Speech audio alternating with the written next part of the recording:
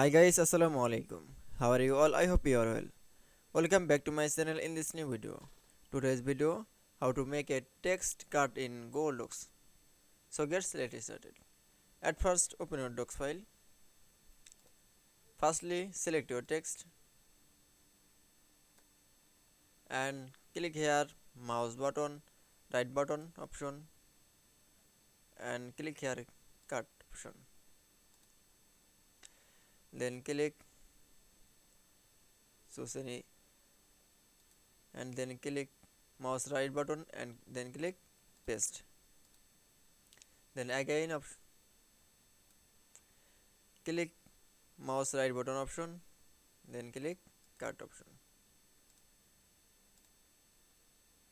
and click here paste option.